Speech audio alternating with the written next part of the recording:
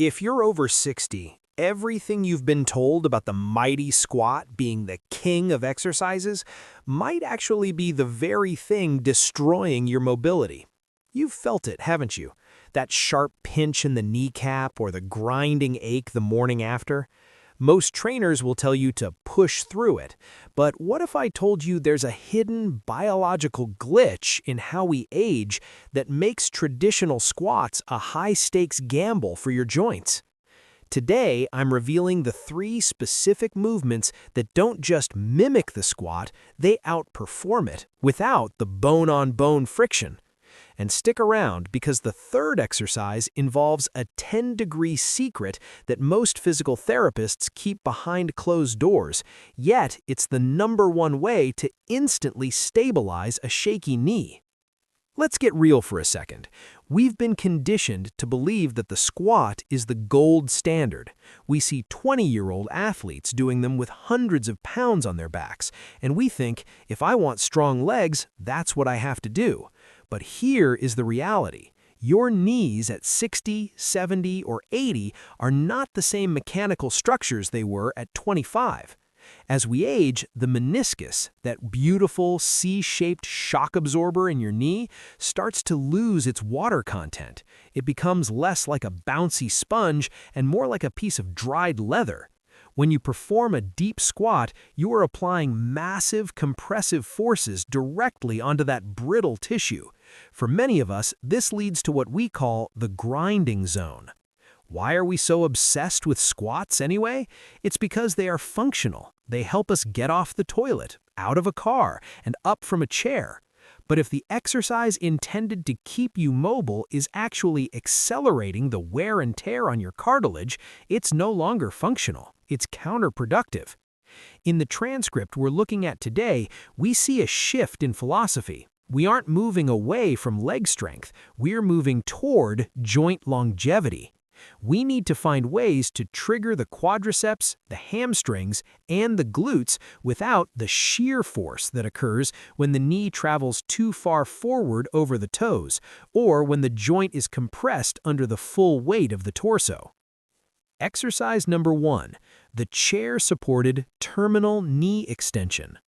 Now, why is this better than a squat? When you squat, your knee is under load throughout a massive range of motion, but research shows that the most important part of knee stability happens in the last 15 to 20 degrees of straightening your leg. This is where the VMO, the vastus medialis oblique, kicks in. This is that teardrop-shaped muscle on the inside of your thigh. If that muscle is weak, your kneecap won't track properly. It will slide to the side, causing that grinding sensation. How to perform the TKE? Anchor a resistance band at knee height. Step into the loop so it rests right behind your bad knee. Stand with your feet hip-width apart. Allow the band to pull your knee into a slight bend. Now, use your quad to push your knee back against the resistance until your leg is perfectly straight. Squeeze that teardrop muscle for 2 seconds. Slowly return. The magic here is the lack of vertical compression. You aren't pushing your body weight up and down. You're working the muscle horizontally. This builds the bracing strength you need to walk on uneven pavement or descend stairs without that terrifying feeling that your knee might give out. Think about the last time you walked down a flight of stairs. Did you feel a twinge? That's usually because your VMO wasn't strong enough to decelerate your body. By doing 3 sets of 15 TKEs, you're essentially building an internal knee brace made of muscle. I've coached hundreds of seniors who couldn't do a single squat without pain, but they could do TKEs all day. And within 3 weeks, their squat pain vanished. Why? Because we fixed the tracking first. Exercise number 2, the eccentric box step down. Now, let's talk about the exercise that actually builds more real-world strength than the squat, the eccentric box step down. Most people focus on the up part of a movement, the lifting. But as a YouTube coach and fitness expert, I can tell you that the down part, the eccentric phase, is where the muscle growth and joint protection actually happen. Why is this better for your knees after 60? Because it trains your muscles to absorb impact. Most falls and injuries don't happen when we're standing up. They happen when we're lowering ourselves or stepping down. The step-down protocol: find a small step, even 2 to 4 inches is enough to start. Stand on top with one leg. Slowly, and I mean slowly, lower your opposite heel toward the floor. Touch the floor lightly like you're stepping on an eggshell you don't want to break.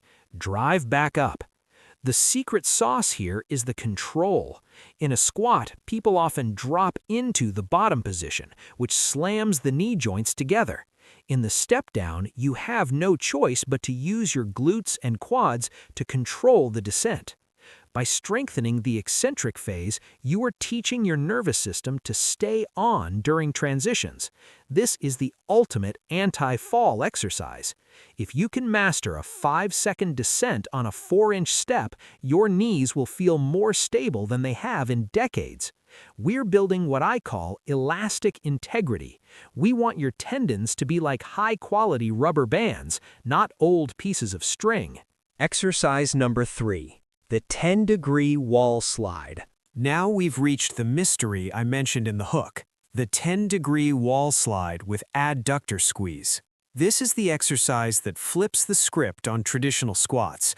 In a standard squat, your knees often cave inward, putting massive stress on the ACL and the medial meniscus.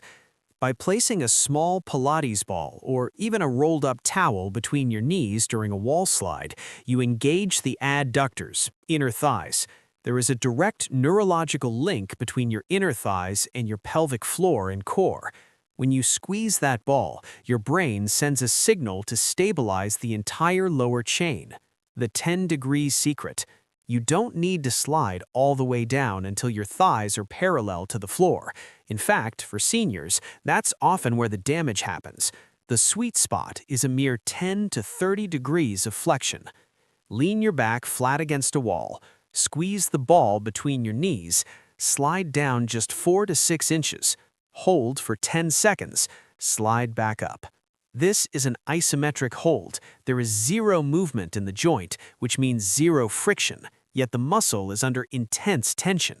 You are getting all the metabolic benefits of a squat: the blood flow, the muscle fiber recruitment, the bone density stimulation, without ever rubbing the joint surfaces together.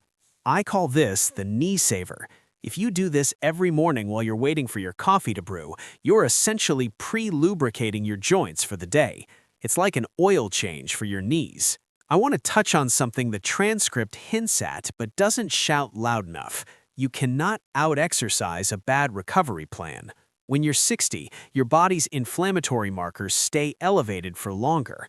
This is why we don't do these exercises every single day at maximum intensity. We use a stimulate, don't annihilate approach. Day 1, 3 exercises: TKE, step down, wall slide.